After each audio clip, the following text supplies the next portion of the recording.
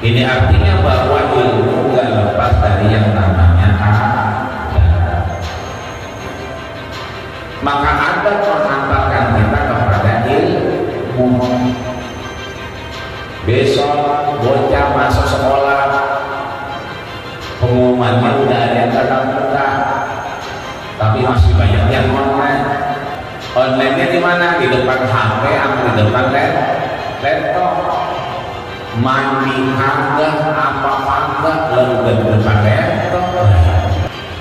Lu bagaimana mau dapat ilmu? Atasnya rapi, pakai seragam atasnya, di bawahnya udah dengkul kemana-mana, aurat kalau dan kemudian. Bagaimana ilmu mau masuk lah kalau bocah mandi kagak, wudhu kagak, aurat belakang-belakangnya. Artinya anak kita bagaimana mau pinter, bagaimana mau hatinya dapat hidayah. Bertahun-tahun dia sekolah online. Lah kalau dia sekolah depan laptop, depan HP, mohon maaf lahir batin, tidak punya lah namanya kata Imam Al-Basri lah ada balang, nggak punya adat menuntut ilmu, nggak bakal masuk ke ilmu. Maka al ilmu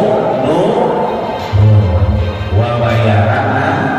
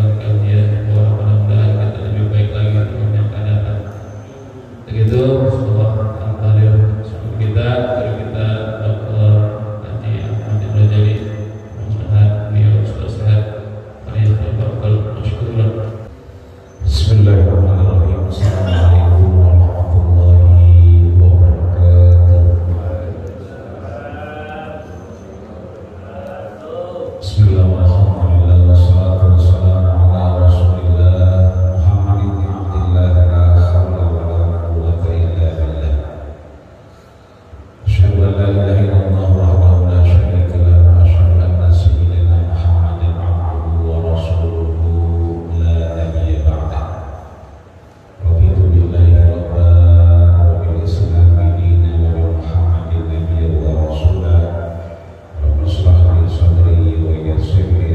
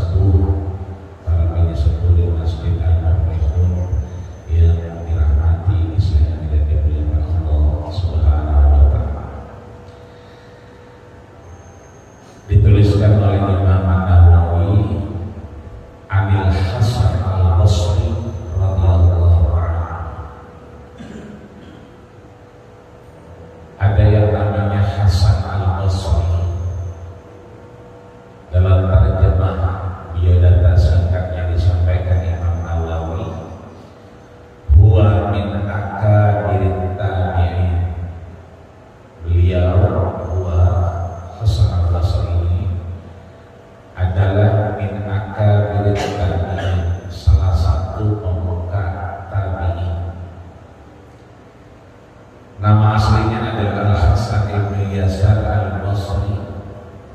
Jadi ada 3 nama. Kayak kita pergi umroh, pergi haji, itu kalau namanya atuh 2 nggak bisa masuk. Namanya kudu triple, double 3. Hasan Yasar Al-Basri 3. Ternyata namanya masih atuh, masih 2 jadi dewek dah. Tambahin nama bulan-bulannya, tambahin nama tongnya kalau masih ingat. Apalagi kalau sekarang lagi nungguin cucu apa anak membrojol, itu biar kagak ribet. Paling gak ada 3 suku kata namanya. Cuma namanya yang beneran, jangan asal Arab. Yang penting bau bahasa Arab. Namanya dinamain Sakim Muslim. Sakim sakit-sakitan. Muslim orang Muslim lah, mulia, agak ngaji-ngaji. Namain Salim, selamat. Ini artinya bahwa Hasan Al-Basri ini salah satu tabi'in dan pemuda, tinggal di Basrah, wahidul ummah fi zamanihi. Beliau adalah orang soleh yang selalu ditanya pada zamannya. Jadi kalau orang yang bertemu dengan Rasul satu, jadi kriterianya bertemu. 2, hidup sejaman dengan Rasul. Atau kita baik, hidup sejaman dengan Rasul dan bertemu Rasul, itu namanya sahabat, as-sahabat. Jadi dia hidup sejaman dengan Rasul. Rasul zaman lahir tahun gajah, dia hidup. Nemu sama Rasul kedua, maka dia sahabat. Memang ada orang yang hidup zaman Rasul tapi gak ketemu sama Rasul, ada. Uwais Al-Qarni hidup sejaman dengan Rasul tapi tidak bertemu Rasul karena beliau memang khusyuk khidmat kepada orang tuanya, berkhusus ibunya, dan ingin sekali bertemu Rasul sehingga menghajikan ibunya dengan digendong oleh beliau. Makanya Rasul sampaikan kepada para sahabat, nanti kalau datang yang namanya Uwais Al-Qarni, minta doa sama dia. Sahabat pada nanya lah, yang haji kan kita sama Rasul, yang tiap hari ketemu sama Rasul kan kita, kenapa minta doa sama orang lain? Rasul sampaikan, masyhurun fid dunya wa masyhurun fis sama. Beliau terkenal di dunia dan terkenal di langit. Maka syukur alhamdulillah kita yang sudah berkhidmat kepada orang tua yang sudah ada. Mudah-mudahan itu bisa menjadi teman beliau untuk terus bertemu Allah Subhanahu wa taala. Yang sudah ada, mudah-mudahan dijadikan bagian yang duduk bersama para anbiya, para nabi, wassalihin, orang-orang saleh, wa hasuna ulaika rafiqa, dan mereka yang mendapatkan kenikmatan hingga yaumil qiyamah. Amin ya rabbal alamin. Yang masih ada mudah-mudahan sehat walafiat, ada munasab berat darah tinggi, kolesterol, enjong, dalam macam memang itu pembawaan ya, bagian ya, insyaallah yang penting giliran kita mengaji kita sehat, giliran kita mau jumatan berangkat, giliran mau harisan kondangan enak badan, itu yang penting. Nah kalau giliran kagak enak ya belum air rebahan. Jangan begitu kita mau berangkat gak enak badan, itu yang repot. Maka mudah-mudahan yang masih ada sehat walafiat. Amin ya rabbal alamin. Di bawah orang yang bertemu dengan Nabi, sahabat, namanya tabi'in. Jadi dia nggak ketemu Nabi, dia nggak ketemu sahabat. Artinya tidak hidup sejaman dengan sahabat, enggak hidup di zamannya Abdullah bin Umar bin Khattab, enggak hidup lagi zamannya Abdullah bin Umar Amr bin As, enggak hidup sejaman dengan Abdullah Ibnu Abbas. Ini kan 3 orang trio Abdullah yang banyak menyampaikan apa yang dipesan Rasul. Enggak ketemu yang namanya Ali bin Abi Thalib yang kitabnya banyak dibahas sampai sekarang, Wasiyatul Mustafa dalam Imam Ali karramallahu wajhah. Hidupnya di zaman setelah itu namanya tabi'in. Apa yang disampaikan oleh seorang pemuka tabi'in yang disebutkan oleh Imam Nawawi, khabrul ummah fi zamani, orang yang cakap, orang yang faham dengan kehidupan, situasi hukum dan sosial saat itu di zamannya. Beliau menyampaikan, man la adaba lahu la ilma lahu. Jadi kalau buat 3 ini 3-3 ya. Yang pertama disampaikan oleh beliau, man la adaba lahu la ilma lahu. Yang kedua, wa man la sabara lahu la dina lahu. Yang ketiga, wa man la wara'a lahu la zulfa lahu.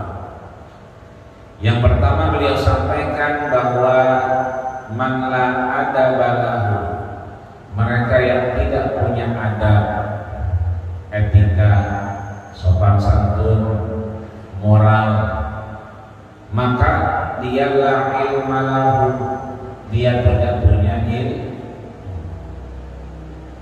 Keterbalikannya, kalau kita belajar, kita ngaji, kita kajian, bil khusus awal tahun 2022 ini kita mau duduk sama mendalami apa yang disampaikan Allah dan Rasulnya, maka kita berilmu. Kalau sudah berilmu, insya Allah kita beradab. Alhamdulillah kita sebelum kajian sholat subuh berjamaah. Ini artinya bahwa diawali dengan apa yang menjadi fadilah luar biasa yang sudah disampaikan guru kita barusan tadi. Bahkan kita diingetin untuk i'tikaf. Agar apa? Ya haji juga berangkat udah 2 kali. Ya nanti berangkat apa kagak? Paling kagak fadilahnya kita udah dapat. Urusan umur urusan Allah Subhanahu wa ta'ala. Yang penting kita udah pasang di niat. Maka kalau kita sudah dapat ilmu, maka kemudian kita berada. Contoh, kalau kita dapat ilmu dari guru kita, masuk masjid, guru baca doanya gede banget. Allahumma inni as'aluka min fadlik, itu mah keluarnya ya. Kalau masuknya Allahumma ftahli abwaba rahmati, sebelumnya ada Allahumma firli zunubi, ya Allah ampunilah dosaku. Sebelum sembahyang kita minta ampunin dosa kita. Maka begitu masuk masjid kita kagak selonong boy, ada adabnya, ada etikanya. Kita angkat tangan berdoa baru masuk masjid. Mantap hati kita. Kenapa? Udah minta ampun, udah baca doa. Begitu masuk ke dalam masjid, hatinya terpaut.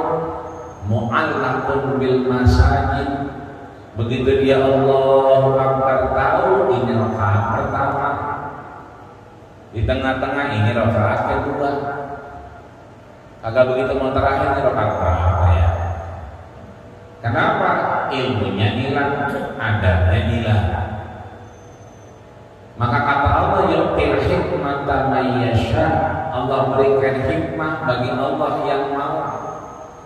Siapa yang dapat hikmah, wal alim, mereka yang berilmu.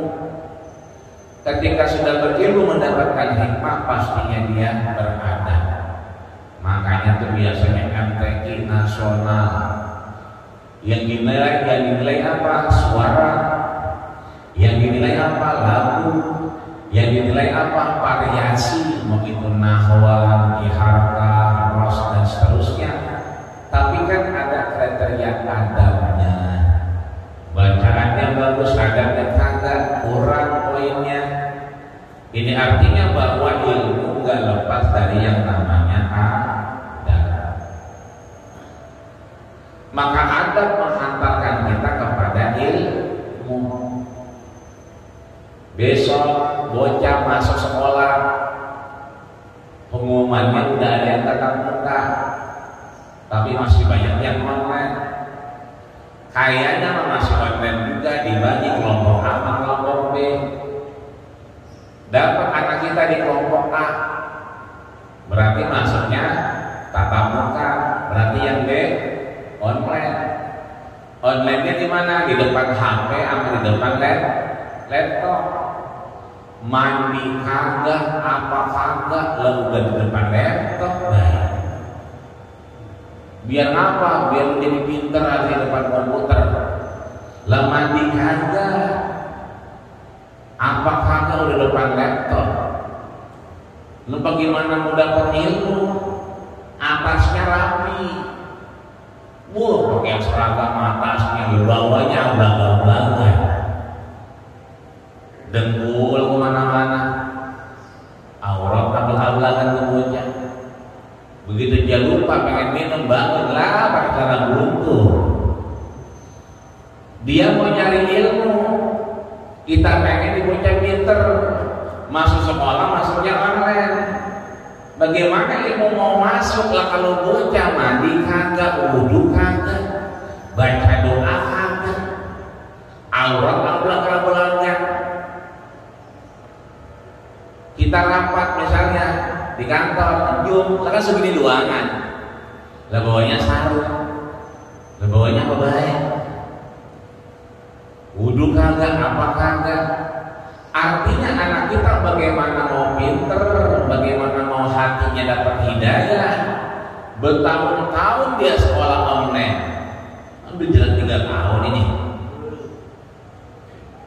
Lah kalau dia sekolah depan laptop, depan HP, mohon maaf lahir batin, nggak punya lah namanya kata Imam Al-Basri, lah ada balah, nggak punya adab menuntut ilmu, nggak bakal masuk ke ilmu. Kalimat dia jawab ujian, ya namanya online, ditanya sama Mbah Google, tapi kagak masuk ke hati dia. Kenapa? Nggak punya etika, nggak punya adab. Makanya harusnya dimensinya sama, mau online mau tatap muka, ini bocah kudu bersih-bersih dulu. Sebelum dia masuk online absen menghadap gurunya, wudu dulu. Itu namanya etika. Biar kata di rumah pakai seragam, pakaian yang rapi, seragam yang nggak ada, lah celananya panjangan dikit. Dengkul jangan ablang-ablangan orang, jangan kemana-mana. Kenapa lagi untuk ilmu? Makanya kata Imam Ghazali ada 2. Al ilmu ya'ti wa la yu'ta alaihi. Ilmu itu didatangi, bukan ajang ujung datengin kita. Maka kalau kita mau datengin ilmu, kayak kita mau ke rumah RT, kayak kita mau ketemu RW, kayak kita mau undangan warisan, ke tempat undangan, ke tempat arisan, maka kita kudu yang namanya nyamperin. Kalau nyamperin berarti kita sudah siap-siap. Itu ilmu, bukan ajang ujung ilmu datang ke kita, tapi kita ya diwalain ta'ala, kita yang nyari ilmu. Makanya rapi-rapi yang ada kainnya, ada yang gak jadi kainnya, ada yang biasa macam-macam dah, ada yang warna-warna. Itu artinya apa? Kita pakai itu dalam rangka mencari yang namanya etika. Kita menuntut ilmu. Yang kedua, bahwa sesuatu yang mulia. Bagaimana mungkin ini bocah yang kagak bersih-bersih, hadas kecilnya masih ada, kita kagak tahu hadas besarnya, jogrok di depan laptop, di depan HP online. Ilmu itu sesuatu yang mulia. Bagaimana dia nyampe ke anak kita, ke bocah kita, kalau dia belum memuliakan dirinya. Maka al ilmu nurun wa bayaranna naik. Begitu ya. Al ilmu nurun wa bayaran naik. Begitu ilmu nurun bayaran naik. Al ilmu nurun, bahwa ilmu adalah cahaya, wa nurullahi la yuhda lil 'asi. Ilmu itu cahaya dari Allah.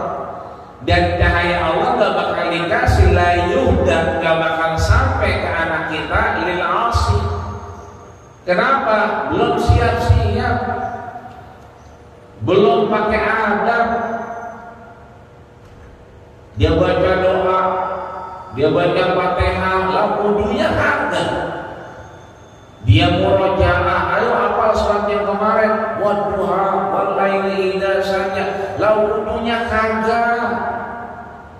Bagaimana hidayah mau nyampe? Bagaimana ilmu itu yang mulia nyampe dari Allah? Maka Imam Hasan Al-Basri menegaskan orang-orang seperti ini pada hakikatnya la ilma lahu. Dia kelihatannya pintar tapi tidak berilmu. Kenapa? Tidak memiliki yang namanya adab, tidak beretika. Dan mulai besok nih bocah mulai masuk sekolah nih. Oh, kamu ngapain online, Mbak? Itu dulu tutupin, ya celana panjangan dikit, biar dikit wudhu sama. Kan mau sekolah wudhu biar apa? Bismillah. Besok Senin bangun udah pagi-pagi punya. Artinya apa? Ada etika yang harus dilalui untuk mendapatkan ilmu dari Allah Subhanahu wa ta'ala. Yang kedua, wa man la sabra lahu la dina lahu. Mereka yang tidak punya kesabaran, maka dia sebetulnya tidak sedang beragama. Dan kalau kita naik motor, naik mobil, kalau naik motor itu masih kalau kedengeran dikit, naik mobil kaca ketutup. Mobil sekarang rata-rata ada AC-nya, nggak kayak dulu ngablak jendelanya. Udah rada jarang mobil sekarang kagak ada AC-nya, ketutup semua. Itu kalau laki bini berantem di jalanan, ya, main saut-sautan, apa bocah di jalanan main saut-sautan, itu kalau dimensinya lagi marah-marah, itu kayak orang gila. Ada laki-laki perempuan jalan berdua, motor ditutup, kempes kanan, nyengatur manyun aja, nyengatur beli apa, beli gobios berapa. Ditanya emang bocor kagak, berarti ini bocah berantem. Kalau kita perhatiin orang-orang seperti ini, itu kata Rasul nisful junun, setengah kayak orang gila. Lah motor cakep, motor enak, agak ditanya, agak dituntun. Ini artinya bahwa kalau kita tidak punya kesabaran, yang dimaksud oleh Imam Nawawi ala tahammulil balaya, menghadapi balaya. Balaya itu bala. Kalau bahasa kita abangnya bangor banget, ya, bangor banget, gandeng banget. Adanya lagi mengaji dulu, sakit. Ada yang ngata ini mau bala nih, abang lu ini udah nggak salah lagi. Bala abang lu, ya abang yang bangor, adanya yang soleh, ada yang kalem, Jakarta kena bala. Dulu karena kagak, karena semua kita akan dicoba dengan bala. Al-Baqarah 155, wala nabluwannakum bisyai'in minal khauf, kita semua akan diuji dengan bala. Itu artinya bahwa sabar di sini adalah alat tahammulil balaya, ketika kita mendapatkan bala sesuatu yang gak nyaman, gak sesuai sama yang kita mau. Bocah mestinya kita pengen masuk negeri, kagak masuk, bala ini gara-gara lu begitu katanya. Ya, ngomong begini gara-gara lu, atau ini gara-gara abang, begini aja masalah-masalah. Karena tidak mampu menghadapi balaya, hal-hal yang tidak berkenan di hati, wa adal khalqu, sesuatu yang menyakiti. Tetangga beli mobil lagi, ganti mobil. Puyeng, kita timbalin, jangan puyeng, tenang aja. Kenapa? Itu tetangga kita beli mobil tapi dia kagak bisa nyopir. Lah kan gua juga yang dipanggil ntar nyopir, berarti itu mobil dibeliin buat kita, bukan buat dia, orang yang lebih nyopir. Karena ada orang model begitu, ganti mobil mulu, nyopir mah kagak bisa. Akhirnya siapa yang suruh nyopir, RT suruh nyopir, tangga suruh nyopir. Makanya kata RT lu mah enak, dibeliin mobil, lagi mah nggak bisa beli mobil, ya kata ganti-ganti mobil. Ya kita jangan mikirin dia, artinya syukur alhamdulillah kita bisa menggunakan baik kan itu. Jadi jangan sampai menyakiti hati kita. Adal khalqu ala masyaqqati itinabil ma'asi wa ala adamil faraidi, merasa bahwa kita dekat dengan nama kejelekan karena nggak dapatnya namanya kebaikan dan anugerah Allah Subhanahu wa Ta'ala. Maka Imam Nawawi menjelaskan sabar di sini ada 4 model. Yang pertama as-sabru ala ta'ah, yang kedua as-sabru ala maksiyah, yang ketiga as-sabru ala masyaqqah, yang keempat as-sabru ala ijtinabin nawahi. Apa itu sabar ala maksiyah? Kita sabar meninggalkan maksiat. Ini mah kita udah paham dah. Ada maksiat kita tinggal itu mah sabar kita. Udah hatam yang begitu. Yang kedua ini as-sabru ala ta'ah, sabar dalam ketaatan. Di kita ngaji begini kan luar biasa perjuangannya. Mata udah kita ganjel-ganjel, kayaknya masih pengen merem aja. Udah kita kuncak-kuncak, mata masih berat aja. Duduk udah pindah-pindah, kata Nabi kalau kita ngantuk, kalau kita misalnya lakukan melek, pindah duduknya.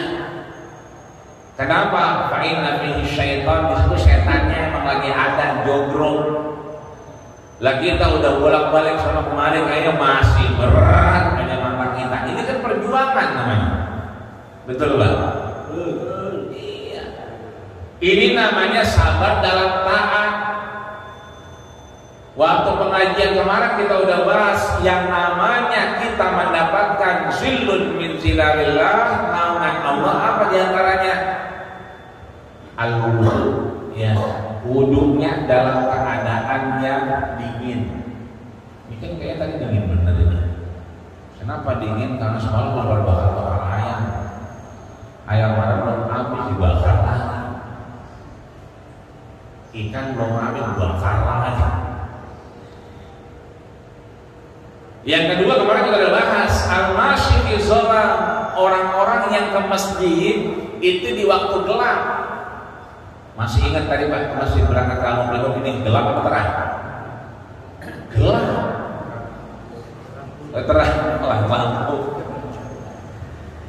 Itu orang-orang yang mendapatkan naungan nanti di yaumil qiyamah, jalan berangkat dari rumah menuju Masjid Al-Muflihun fi dhalam, dunia masih gelap, wudu dia, tapi dalam keadaan dingin, wudu aja tetap.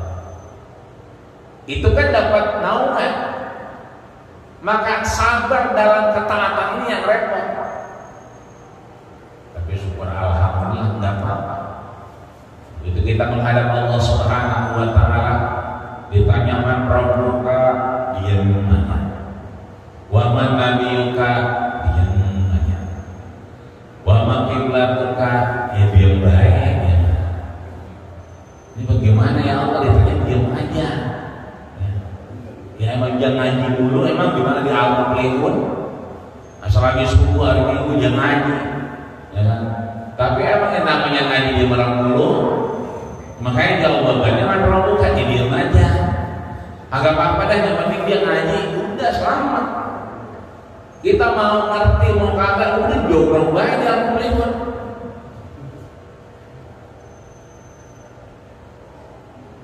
Guru bawa kitab, kalau kita punya kitab kita bawa juga.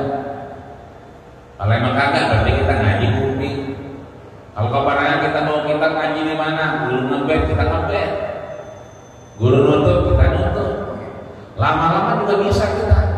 Bisa ngapain? Bisa ngebet atau bisa nutup. Lah urusan paham atau urusan 100. Makanya Nabi ditanya At-tadri raudatan min riyadil jannah, ya Rasul tunjukin mana itu taman surga. Apa kata Rasul? Majlisul ini dia. Raudatan min riyadil jannah, taman di antara taman surga. Maka sebetulnya pagi hari ini di awal tahun 2022 ini kita bukan sedang duduk di Masjid Al-Muflihun, tapi hakikatnya kita sedang duduk di taman surganya Allah Subhanahu wa ta'ala. Ya Rabbal alamin. Karpetnya begini. Ini kan karpet jarang orang punya. Tempat lain merah-merah, ya kan? Kayak bendera partai. Tempat lain hijau-hijau. Tapi kalau begini kan tidak hijau kagak, biru kagak. Nah, apa namanya ini? Jarang dah pokoknya begini. Jadi nanti kalau karpetnya model begini di surga, Al-Muflihun di jamaah Al-Muflihun ini. Udah kagak salah ini. Jadi kalau yang lain merah-merah, banyak merah. Hijau-hijau, banyak hijau. Ini model begini kita lihat di surga, ini udah kagak salah. Ini udah base campnya, tempat nongkrongnya Al-Muflihun. Ini surga ini dibuat khusus buat Al-Muflihun. Amin ya rabbal alamin. Kita ingat kalau kipas angin modelnya begitu, kita ingat kan. Orang lain kipas anginnya ada tatakannya. Kalau ini kan kagak tuh. Ya berarti kalau udah model kipas angin begini nanti di surga. Nah, ini mah Al-Muflihun ini.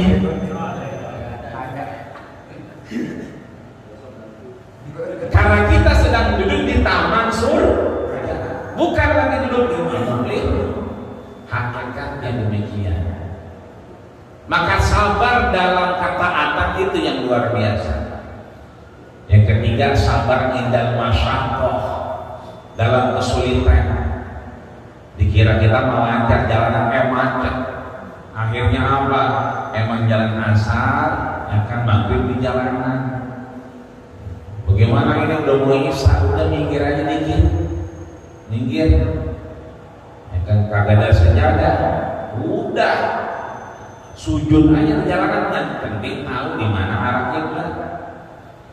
Enggak bisa mau kanan trotoar, kiri trotoar, motor, ya udah macet banget. Sembahyang istir. Oh, Akbar lagi dulu. Udah sembahyang istir.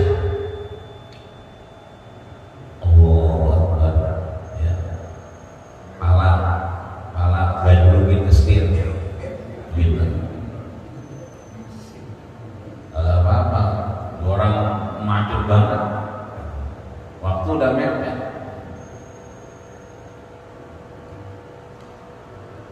Berangkat jauh, ya kan? Ini mah nyampe asar ini, ya kan? Taran dua lihat di map tuh lancar ini mah udah, nggak usah jamak takdim, nggak usah kosong, orang nyampe si asar. Iya kata kita, itu mah kata kita.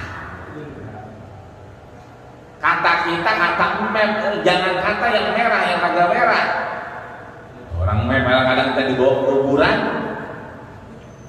Dia kata, jalan terus, belok kanan. Mana belok kanan orang buntu. Yang namanya jamak takdim, jamak takhir, qasar, kita pendekin dari 4 rakaat kedua, itu marukhsah, hadiah, diskon, ambil. Kenapa? Mahabbatan lillah, menimbulkan kecintaan kita kepada Allah Subhanahu wa ta'ala. Biar kata asal nyampe, cuman kan di jalan kita nggak tahu. Wa man tadri nafsun madza taksibu goda. Entar gimana kita nggak tahu prediksinya. Berangkat 7 mobil, ini mah nyampe udah. Kata mobil yang lain, supirnya diam aja, nyampe dia 4:30 udah nyampe. Berangkat dari Curug Cigame 7 mobil, iya, yang 2 mobil nyampe 4:30, yang 5 mobil nyampe nya 9:30. Jalanannya sama, tujuannya sama. Kenapa yang kedua nyampe 9:30, yang 5 nyampe nya 9:30? Karena keparangan begitu dia belok, ada truk macet terus. Karena susah belok, dialihin ke tol Jagorawi. Itu nilai lagi ceritanya ya. Yang 2 mobil mau udah pada rebahan, udah pada ngopi. Yang 5 masih di rest area aja. Padahal jalanan sama, tujuan sama, orangnya dia juga, RT-nya sama, RW-nya sama, ngapa nyampe-nya beda. Nah ini as-sabru ala masyaqqah, kudu sabar urusan masyaqqahnya, kesulitan.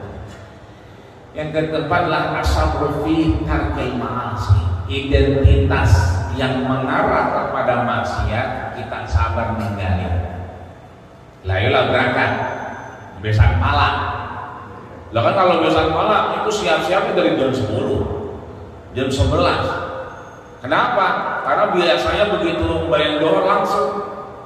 Karena ribut sama kemari akhirnya berangkat jam 11. Lu biar pagi-pagi dikit nyampenya jam 10, jam 11. Akhirnya udah mau mepet aja, udah repot-repot akhirnya nggak sembahyang. Nah ini kan artinya bahwa indikasi kemaksiatan kita jauhin, sabar. Ini yang disebut dengan Imam Nawawi sabar. Ketika orang tidak sabar, maka tidak beragama di hadapan Allah Subhanahu wa ta'ala. Yang terakhir, man la wara'alahu la zulfalahu. Mereka yang waro, tidak waro. Waro itu apa? Berusaha menarik diri, berusaha meninggalkan. Nanti ada namanya kitab hadis arba'in, ya, hadis arba'in punyanya Imam Nawawi. Itu di hadis kelima bicara al halal bayyinun wal haram bayyinun, yang halal jelas, yang haram jelas. Ini teh manis halal apa? Halal. Ya. Teh manisnya zatnya halal, cuma kan emang ditaruh di sini doangan. Kagak tahu punya siapa ini. Kalau yang tadi bawa bilangnya teh manis berarti buat saya, jelas itu halal. Tapi kalau ditaruh doang kan kita nggak tahu punya siapa. Boleh jadi yang dibawain sama tali, cuma namanya salah. Jadi dia mah halal, dia jatnya halal, cuma buat diminum dia jadi dikata halal juga belum. Dikata haram juga kagak. Itu namanya remeng-remeng, abu-abu. Itu yang repot, kata Imam Nawawi. Di kantor kita habis dari lapangan masuk kantor absen, kita lihat lah ada gorengan. Mah yang di gorengan, mana sebelahnya ada kopi. Orang ini mah rezeki anak soleh. Pulang dari lapangan ada gorengan, ada kopi. Nggak tahu yang bikin kopi dari kamar mandi. Lumayan ini mah jadi minum baik. Kopinya halal apa haram? Kopinya zatnya halal. Cuma begitu mau diminum karena nggak tahu itu kopi siapa, gorengan siapa, dikata haram juga kagak. Orang gorengan mahalan, kopi mahalan. Cuma dia jadi subhat, remeng-remeng. Makanya kata Imam Nawawi, famanittaqa fi syubhat. Kalau kita berhadapan dengan yang subhat-subhat tadi, haram atau halal tadi, kata haram kagak, halal kagak, itu famanittaqa, kita berusaha menarik diri, menjauhi. Faqad, dia sebetulnya sedang apa? Sedang menjaga lidinihi wa irdihi, menjaga agamanya dan menjaga jati dirinya di hadapan Allah Subhanahu wa ta'ala. Maka cara begitu kata ulama namanya waro. Udah kita mau makan, iya siapa ya? Kita tungguin 5 menit, 10 menit, nggak ada yang punya kali, setengah jam, nggak taunya kan bikin kopi sakit perut. Kelamaan makan aja dah. Atau sebaliknya kita tahu, kopi si Udin ini mah. Udin ini mah kopinya gue tahu kan, gelasnya gelas dia ini. Tapi orangnya kalau dia OB apa dengan parkir lagi parkirin motor terus kita tahu tuh punya Udin, orangnya di depan lagi terus. Kita minum aja, tinggal gue bilang sama Udin, itu juga nggak boleh. Kenapa? Kita belum ngomong sama si Udin. Yang begini-begini namanya waro. Waro itu berusaha meninggalkan karena kita tahu dia tidak haram dan tidak halal, remeng-remeng. Yang enak kita teriak, Den, kopi ya, dia mah aja. Kita minum habis begitu datang, lah kopi gua mana? Lah tadi kan udah ngomong sama lu, iya aja. Nggak ngerti dia, nggak dengar ngomong apa, iya aja. Itu juga namanya waro, sikap yang menjaga diri kita berjauhan dengan sesuatu yang dia halal kagak, haram kagak. Itu namanya waro. Nah kata Imam Nawawi, man la waro alahu, orang yang nggak punya sifat waro, ngejaga tuh tadi dari sesuatu yang tidak kira-kira tidak halal, tidak haram. Kata beliau, la zulfalahu, enggak dapat tempat di sesuatu. Lah kalau kagak dapat tempat, duduk di mana? Iya, kalau kita masih boleh gelantungan kayak dulu naik kereta. Dulu kan naik kereta ke atas, gelantungan dulu. Sekarang nggak boleh. Nah kalau udah kagak boleh, kita ya udah tutup pintu udah. Nah ini kalau udah ditutup akhiratnya, ditutup surganya, lah kita mau duduk di mana? La zulfalahu, enggak dapat tempat. Ini artinya mudah-mudahan insyaallah kita dijauhkan Allah Subhanahu wa ta'ala dari sifat yang namanya mendekati sesuatu yang abu-abu, remang-remang, dan Allah kasih hidayah kita dengan wara. Amin ya rabbal alamin. Belum bunyi kan tadi? Belum. Nambah tuh lagi dah. Rabi'ata asyara yang ke-14. Apa itu rawa anna rajulan min Bani Israel kharaja ila talabil ilmi. Dulu zamannya Bani Israel orang pada nyari ilmu. Berarti kalau orang sekarang kagak mau nyari ilmu, nggak mau ngaji, berarti dia lebih sesat dari Bani Israel. Lo Bani Israel aja masih mau ngaji dia. Kita ngaji enggak? Buat aja kalau udah pensiun.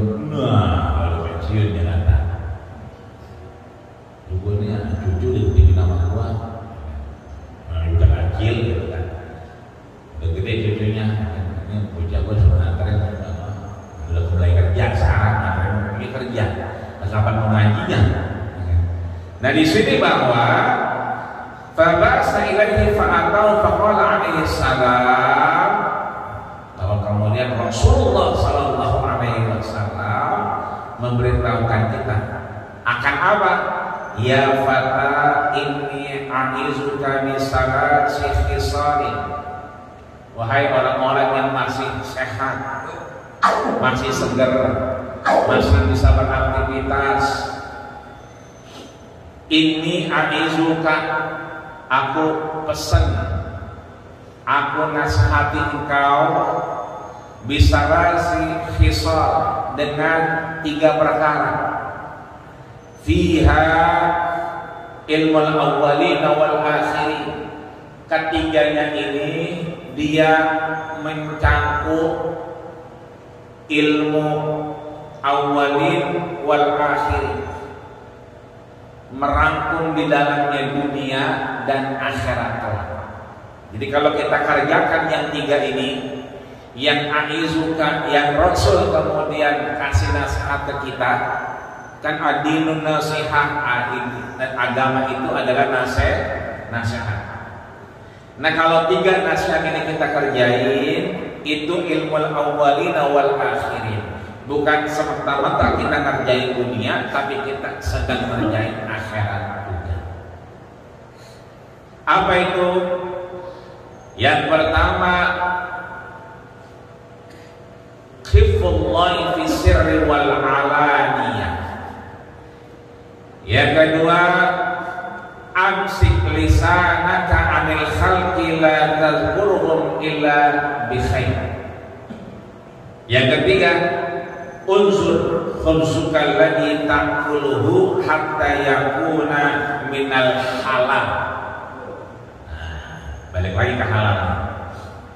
Kata Nabi, kita diingatkan bahwa ada 3 yang kita kerjain. Kalau kita kerjain itu nyampe amalnya, bukan cuma di dunia tapi nyampe ke akhir. Apa itu? Yang pertama adalah hifdzullah fis sirri wal alaniyah. Kita takut kepada Allah fis sir, baik secara diam-diam, wal alaniyah, maupun secara terang-terangan. Jadi kita nyolek, baiklah, kata kita ntar dulu, agak enak sebagai orang, begitu katanya. Jadi kagak enak masih banyak orang. Sebetulnya sama aja, mau banyak orang kayak mau kagak ada orang kayak, itu mah kita harus hifdzullah. Tetap kita harus takut kepada Allah. Enggak ada istilahnya ntar ada sepian dikit begitu lah. Enggak ada, mau sepian dikit kayak mau lagi rame, tetap kita harus hifdzullah. Merasa takut kepada Allah fisirri wal alaniyah, baik dalam kesendirian maupun dalam keramaian. Yang kedua, dikit lagi ya, wa amsaka lisanaka anil khalqi, amsik, tahan. Makanya kita mengenal yang namanya imsak. Ini bulan apa nih? Januari. Habis ini kita kata-kata dia bulan corona, nggak tahu ini udah Februari aja. Ini kan hari Minggu nih. Hari Minggu Senin, kan Selasa, Rabu, Kamis, Jumat, Sabtu, Minggu, mati gimana kan? Ketemu Minggu. Nggak kerasa udah Februari. Februari rasanya dikit Februari mah. Nggak kayak bulan yang lain 31 hari, dia mah paling 28 hari. Antara nyindir udah ganti Maret. Di kalender awal April itu udah puasa. Berarti pertengahan Maret udah nisfu Sya'ban. Lah udah besok ini puasa, tinggal 2 bulan lagi berarti. Ini artinya bahwa amsik itu imsak, tahan. Apa yang ditahan? Lisanaka, lidah kita, bicara kita, anil khalqi, tentang khalqun. Khalqun itu penciptaan Allah. Khaliq yang nyiptain berarti Allah. Makanya tafakkaru fil khalqi, kita boleh mikirin penciptaan Allah, tapi wala ta'arufil khaliqi. Jangan kita mikirin zatnya Allah, jangan mikirin bentuknya Allah. Wasi'a kursiyyuhus samawati wal ardh. Ya kan, bangkunya Allah luas, gede banget dia, bangkunya Allah. Itu kalau itu gede banget, kayak apa namanya, kayu gati. Tidak boleh begitu. Kita boleh mikirin tentang ciptaan Allah, maka lidah kita disuruh tahan kalau urusan ngomongin apa? Khalqillah, penciptaan Allah. La tad'uhum illa bi khair. Jangan pernah kita nyebut kecuali yang baik-baik. Maka kalau kita ngomong dari lidah, mulut, apa dari hati? Iya. Mulut ini terjemahan dari apa yang ada di hati. Tapi ngomong dari hati. Innal kalama la fil fuadi. Omongan kita itu dasarnya dari hati. Wa ju'ilal lisanu, Allah ciptakan mulut ini, lidah ini, alal fuadi dalila, menterjemahkan apa yang ada di dalam hati. Ya, mudah-mudahan mau cakap, mau enak, mau kagak dilihatnya, kagak usah kita komentari kecuali yang baik-baik. Yang terakhir, wanzur khubsukal ladzi ta'kuluhu. Ini kan udah para warawiri ya. Ada yang bawa gelas, bawahan, bawa piring. Ya, berarti tak paling kagak nemu teh manis sekali ya. Iya, ada sedaranya apa kagak biasanya? Nah, ada. Di sini kata Imam Nawawi, wanzur khubzuka. Kalau kita ngeteh, kita ngopi, wanzur khubzuka, lihat sedaranya, rotinya, apa gorengannya, lihat. Kenapa dilihat? Alladzi ta'kuluhu. Jadi kalau kita mau makan kita lihat dulu. Gorengan kita lihat ya. Roti kita lihat ya. Apalagi gatel kita lihat ya. Apalagi timus kita lihat ya. Kenapa?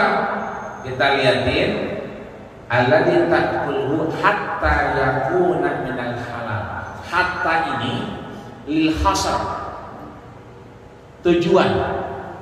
Kalau kita ziarah ke Bangkalan, ya, Madura, itu naik Suramadu, ya, dari Surabaya ke Madura, ketemu masjid gede, Masjid Syekh Khalil, masjidnya besar, tulisannya gede, fa'bud rabbaka hatta ya'tiyakal yaqin. Sembahlah Allah hatta sampai datang keyakinan kepada Allah. Jadi hatta itu harfun lil ghayah, tujuan.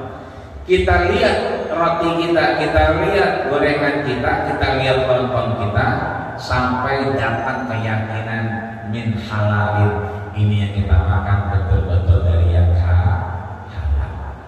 Di sono, di tempat lain, bukan di Masjid Al-Muflih. Kalau Masjid Al-Muflih itu udah halal semua. Ya, udah nggak pakai udah dipelototin. Ya, kalau dipelototin kasihan yang beli. Pasti lu nontonin aja, kan gue yang beli itu. Udah, mau hajar aja udah. Ya, karena semua yang baik-baik insya Allah berkah dari Allah Subhanahu wa Ta'ala. Mudah-mudahan Allah jaga kita dari sesuatu yang haram, dan Allah jaga kita dari sesuatu yang syubhat, dan Allah berikan kita hidayah wara untuk menjaga kita dan mendapatkan tempat di sisi Allah Subhanahu wa Ta'ala. Al-Fatihah.